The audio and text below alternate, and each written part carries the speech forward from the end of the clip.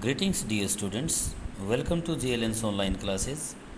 Dear students, today we are going to study our 14th chapter, the name of which is the preposition. As we all know, a preposition is a word placed before a noun or a pronoun to show the relation in which the person or thing denoted by the noun stands to something else in a sentence. It means preposition is a word which is often placed before a noun and it shows the relation of that particular noun with other words in a sentence. Okay, dear students, for example, there are some of the sentences. Look at the blackboard. My friend has come from Nagpur.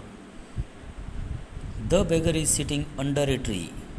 We are sitting in the room. Here some of the words that have been written in blue. They are actually prepositions because they show the relation between two words, between noun and the other words. For example, the preposition in shows its relation with noun word room with pronoun we. Similarly, under it shows the relation between the two nouns beggar and tree. In the same way, from preposition shows the relation between my friend and Nagpur.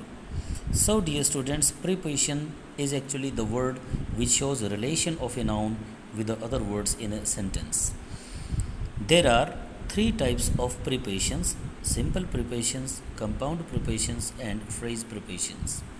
Simple prepositions are actually made up of a word, single word, like in, on, at, for, of, with, from, by, of, to, till, up, etc.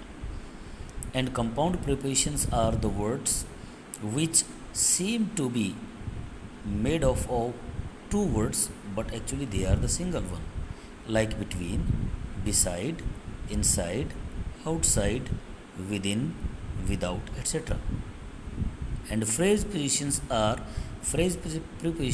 actually made up of two or more words, out of which at least one is preposition. They form phrases like because of, by dint of, in the event of. Dear students, there are some of the important prepositions now we are going to study. Now let us study the uses of some important prepositions. For example, in. In is used with the names of seasons, with the names of month, era, life situation, and period of time, like in summer, in winter, in autumn. These are the names of seasons. In January, in February, in March. Names of month.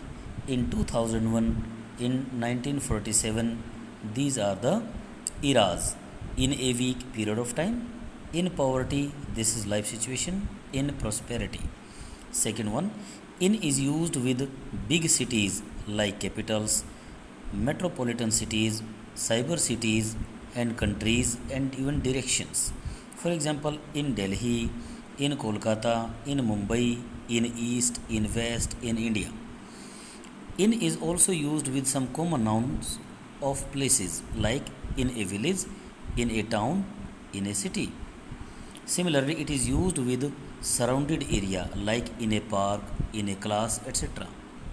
Dear students, preposition on is used with the names of days, dates, festivals, occasions. For example, on Sunday, on Monday, on 15 August, on 15th birthday, on Diwali, on Holi.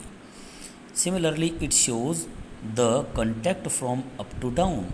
For example, he is sitting on a stool, on a bench. At is used with small places with the time, like at Gohana, at Sonipat, at Kanpur, at home, at 5 o'clock.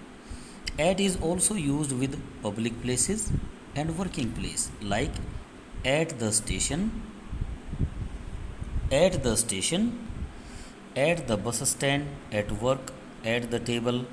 It is also used with a residing address. For example, at Sector 7, at Geeta Colony, etc.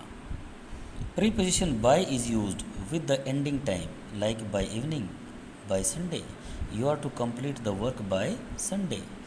It is also used in passive voice with the doer of action. For example, the snake was killed by me. Me is the doer of action. The letter was written by her. Or it also expresses time.